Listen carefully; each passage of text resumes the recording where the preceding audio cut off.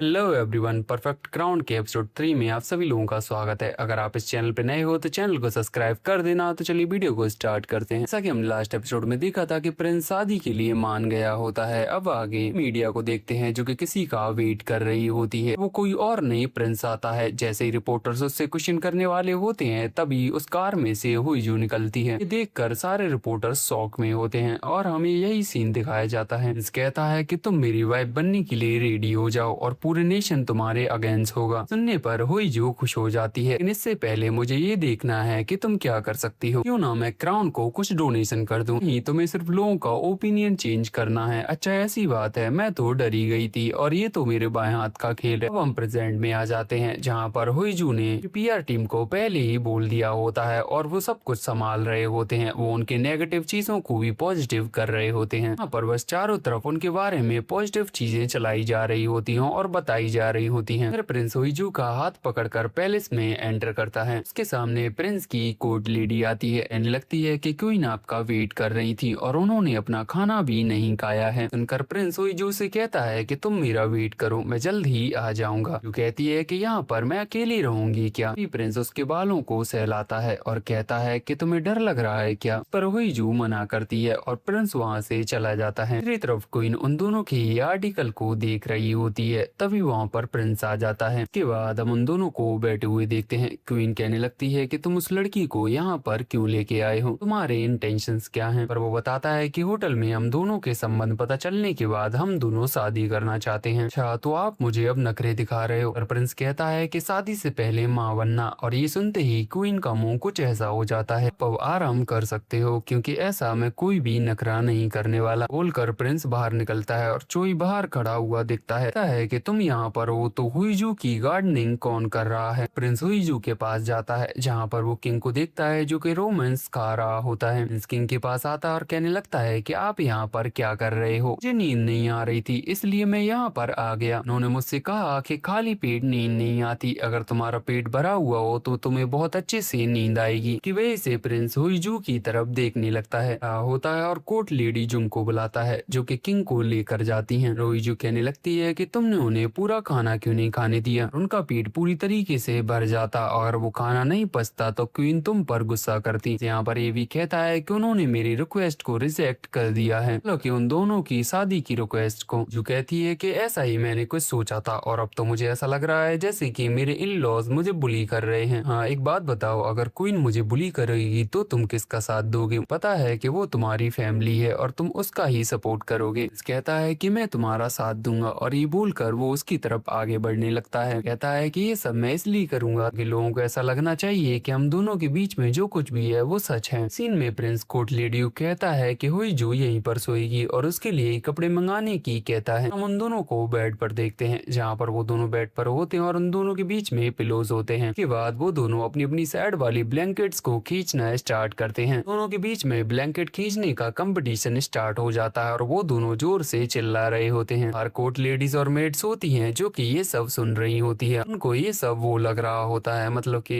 वही। इस सुबह हम प्रिंस को देखते हैं जहाँ पर चोई उसको उठाने के लिए आता है और कहता है कि आप बहुत लेट उठ रहे हो, हुईजू मैडम तो बहुत पहले ही यहाँ से निकल चुकी हैं। तभी हम हुईजू को देखते हैं जो कि अपनी बिल्डिंग के नीचे आती है। वही उसके कपड़े देखती है और कहती है कि तुमने अपने कपड़े चेंज नहीं किए। पर वो चलते चलते बताती है कि मुझे सभी लोगों को दिखाना है कि मैं कहाँ से आई हूँ। सभी लोगों को पता चलना चाहिए कि लास्ट नाइट में कहाँ पे थी। और हम फिर से पैलेस में आ जाते हैं जहाँ पर हम क्वीन के पिता स्योंगबोन को देखते हैं क्योंकि उनके लिए कुछ खाने के लिए लेके आया होता है। और यहाँ पर वो कहता है कि उसे आज नींद नहीं आई। बोन कहता है कि आपने अपने पिता को देखा था क्या, जिस पर वो हाँ करता है। सोच में पड़ जाता है। तभी हम पास्ट में आ जाते हैं। यहाँ पर हम प्रीवियस किंग को देखते हैं जो कह रहा होता है कि मुझे डर लग रहा है। बोन कहता है कि आपको डरने की कोई भी जरूरत नहीं है क्योंकि मैं आपके साथ हूँ। वहाँ पर प्रिंस आ जाता है जिसको स्योंगबोन रोक लेता है। कहता है कि यहाँ पर वेडिंग्स रिचुअल्स होने वाले हैं और आपको यहाँ से बाहर जाना चाहिए। प्रिंस नहीं रुकता और वो आगे बढ़ता है। स्योंगबोन कहता है कि अगर आप और ज्यादा आगे बढ़े तो आपके ऊपर कार्रवाई होगी। प्रिंस नहीं रुकता, वो अपने भाई की तरफ जाता है और उसके गले बांध पकड़ लेता है। कहता है कि मैंने तुम्हें एक चांस दिया था, इसके बाद अब जो कुछ भी होगा वो तुम देखोगे, तुम ही ये सब चीजों से डील करोगे। हम प्रेजेंट में आ जाते हैं जहाँ पर हम प्रिंस को देखते हैं जो कि अपना काम कर रहा होता है। बीच उसे अपने भाई की फोटो मिलती है जिसे कि वो देखने लगता है। रोईजू सोशल मीडिया पर लोगों के कमेंट्स देख रही होती है, जहाँ पर लोग उसे गंदे गंदे और अच्छे अच्छे भी कमेंट्स कर रहे होते हैं, जिन पर वो गुस्सा हो रही होती है। दो ही उसको ये टैबलेट देती है और कहने लगती है कि हम टॉप 5 ट्रेंडिंग कीवर्ड्स में हैं, जो कि सिर्फ तुम्हारे बारे में है, और उस दिन होटल में तुमने जो कपड़े पहने थे वो कपड़े सोल्ड आउट हो चुके हैं। रोईजू कहती है कि पीआर टीम को कॉल करो, क्योंकि मुझे नंबर 1 स्पॉट पे आना है सेल्स में। भी वहाँ पर मिन आ जाता है और दो ही बाहर चली जाती है। कहता है कि क्या तुम सच में उनसे शादी करने वाली हो, क्या तुम दोनों डेट करके नहीं रह सकते? पर रोईजू झूठ बोलने लगती है और कहती है कि मैं हमेशा से उनके साथ रहना चाहती थी, हर सुबह उनके साथ उठना चाहती थी। जब मैंने सुना कि उनकी शादी वो किसी और के साथ करने वाले हैं, तो मैं उनसे शादी करूंगी। यहाँ पर वो मिन से हेल्प मांगती है अपने मैरिज अप्रूवल के लिए। प्रिंस को हम मीटिंग में देखते हैं, तभी वहाँ पर चोई आ जाता है, जिससे सभी लोग बाहर चले जाते हैं। कोई बताता है कि क्वीन की फैमिली में एक ओल्ड मैन है जिसकी तबीयत खराब है। मुझे ऐसा लग रहा है कि उन्होंने ये जानबूझकर किया है कि किसी ओल्ड मैन की तबीयत इतनी ज्यादा खराब हो तो हम कुछ अच्छा नहीं कर सकते। अभी उसके पास हुईजू का कॉल आता है। उसको भी क्वीन के बारे में सब कुछ पता चल चुका होता है कि क्वीन का जो रिलेटिव है वो भी एक नोबल है, और उन्होंने ये आर्टिकल निकाल दिया होता है कि उनकी तबीयत खराब है। लेकिन हुईजू कहती है कि मैं उस आर्टिकल को धीरे धीरे दबा दूंगी। तभी पीछे से कुछ लड़कियां उसके ऊपर अंडे फेंक कर मारती हैं। लड़की कहने लगती है कि तुमने रॉयल हाइनेस को सेड्यूस किया है। दूसरी लड़की उसको एक फॉक्स बोल रही होती है, जिस पर हुईजू को बहुत जोर से गुस्सा आता है और वो प्रिंस का कॉल कट कर देती है। चुई प्रिंस के लिए बहुत सारे डॉक्यूमेंट्स लेके आता है और कहने लगता है कि कोई यहाँ पर नहीं है, तो उनका काम भी आपको करना होगा। हुईजू लड़कियों को डांट रही होती है और उनको बता रही होती है कि मैंने प्रिंस को कोई शेड्यूल्स नहीं किया है, तुम्हें किसी को ऐसे ही जज नहीं करना चाहिए। जिसके बाद वो उन्हें समझाती है कि अगर तुमने नेक्स्ट टाइम ऐसा कुछ किया तो मेरे से ज्यादा बुरा कोई नहीं होगा। सीन शिफ्ट होता है और हम इनको देखते हैं जो कि चर्च में होता है। इसके बाद वो फादर के साथ बाहर निकलता है और कहता है कि यहाँ पर मैं अपने पाप के लिए प्रार्थना कर रहा था, मेरा मन नहीं था कि मैं उसे कॉन्ग्रेचुलेट करूं। जिसके बाद हमें पास्ट का सीन दिखाया जाता है। ये सीन रॉयल स्कूल का होता है, जहाँ पर हम इनको देखते हैं जो कि हुईजू को देखता है कि कुछ सामान चुरा रही होती है। तभी वहाँ पर टीचर आ जाती है, लेकिन हम इनको देखते हैं जो कि उस टीचर से बात करने लगता है। इसी बीच हुईजू जो कुछ लेने आई होती है वो लेकर वहाँ से निकल जाती है और हम इनको देखते हैं जो कि स्माइल कर रहा होता है। हुईजू अपने रूम में आने वाली होती है, तभी वो अपने पिता को बाहर देखती है। के बाद वो अपने हेयर को वॉश करके आती है और अपने पिता के सामने आकर बैठ जाती है। यहाँ पर उसके पिता कहने लगते हैं कि तुमने ये जो चीप स्टंट किया है, मुझे पता है कि ये सब तुमने अटेंशन के लिए किया है। के पिता कहते हैं कि आज अगर तुम्हें याद हो तो आज सियोंग की माँ की डेथ एनिवर्सरी थी। और हमें एक फ्लैशबैक दिखाया जाता है जहाँ पर हम हुईजू को देखते हैं जो कि मिस्टर योंगुक के घर पर आती है, जहाँ पर उसका बेटा और उसकी वाइफ होते हैं। यहाँ पर हुईजू अपनी माँ का नाम बताती है और कहती है कि आप मेरे पिता हो। जैसे ही योंगुक की वाइफ ये सुनती है, हम देखते हैं कि वो वहीं पर बेहोश हो जाती है और उनकी डेथ हो जाती है। के पिता कहते हैं कि तुम्हारी माँ तो तुम्हें छोड़ गई, लेकिन हमारी जिंदगी में बस निराशा छोड़ गई। बाद हमें कुछ सीन दिखाए जाते हैं जहाँ पर हम हुईजू को देखते हैं जो कि अपना काम अच्छे से करती है और अपने पिता से कुछ मांगती है। यहाँ पर हमें ऐसे 3 सीन दिखाए जाते हैं। हम प्रेजेंट में आ जाते हैं जहाँ पर उसके पिता उससे कहने लगते हैं कि मेरी कंपनी से तुम दूर हो जाओ, पर हुईजू मना करने लगती है और उसके पिता उसके ऊपर गुस्सा करते हैं। वो कहती है कि मैं ऐसा कुछ भी नहीं करने वाली, पर वो अपने पिता को उनके नाम से एड्रेस करने लगती है, जिस पर वो और गुस्सा दिखाने लगते हैं। जो कहती है कि आप जैसे लोगों से लड़ना मुझे बहुत अच्छी तरीके से आता है, और ये बोलकर वो चली जाती है। अगले सीन में हम हुईजू को देखते हैं जो कि बैठकर ड्रिंक कर रही होती है। तभी उसके पास प्रिंस का कॉल आता है। कोई उससे पूछता है कि क्या तुम ठीक हो, ठीक तो हो ना? जिस पर वो थोड़ा सा सैड होती है और कहती है कि मैं कल बात करूंगी, और कॉल को कट कर देती है। हुईजू को देखते हैं जो कि अपने पास्ट के बारे में सोचने लगती है, और हमें यही सीन दिखाया जाता है जहाँ पर वो अपना रिपोर्ट कार्ड लेके आती है जिसमें कि उसने टॉप किया होता है, लेकिन उसका पिता उसे इग्नोर कर देता है। हमें बड़े होने के बाद ये फिर से सीन दिखाया जाता है और उसका पिता फिर से उसे इग्नोर कर देता है। जो थोड़ी और बड़ी होती है और वो काम को संभालने लगती है, और यहाँ पर उसका पिता अब तो उस पर गुस्सा करने लगता है। सेम प्रेजेंट में आते हैं, तभी हुईजू के गेट पर एक रिंग बेल बजती है और वो इस बेसबॉल बैट को लेकर जाने लगती है और बहुत गुस्से में होती है। जैसे वो गेट को ओपन करती है, उसके सामने प्रिंस खड़ा हुआ होता है और उसे देखकर उसका सारा गुस्सा चला जाता है। चोई प्रिंस के लिए चाय लेकर आया होता है और वो देखता है कि वो तो यहाँ पर है ही नहीं, और वो बहुत गुस्से में होता है कि वो प्रिंस अपना काम छोड़कर चला गया होता है। जो उससे पूछ रही होती है कि तुम अकेले यहाँ पर कैसे आए। यहाँ पर प्रिंस उसके लिए खाने के लिए लेके आया होता है, जिस पर वो कहने लगती है कि तुम ये सब कहाँ से लेके आए। और हमें ये शॉप का सीन दिखाया जाता है जहाँ पर वो इस शॉप पे होता है और ये सारे लोग उसे ही देख रहे होते हैं क्योंकि उन्हें पता होता है कि वो प्रिंस है। यहाँ पर वो हुईजू कॉम्बो को ऑर्डर करता है और ये सुनने के बाद हुईजू हंस रही होती है। देखते हैं कि हुईजू ने सब कुछ फिनिश कर दिया होता है, जिस पर प्रिंस कहने लगता है कि थोड़ी देर पहले तुम सैड लग रही थी लेकिन अब तुम बिल्कुल ठीक हो। लो, खाना खाने के बाद तुम बिल्कुल ठीक हो गई। पर वो बताती है कि पहले तो मैंने सोशल मीडिया के कमेंट्स पढ़े जिसके बाद मेरे पिता मुझको धमकी देने के लिए आए थे। हाँ, तुम्हारी फैंस भी यहाँ पर आई थी जो कि मेरे ऊपर एग फेंक के मार रही थी और एक तो मेरे सर में पड़ा जिससे कि मेरी लगी।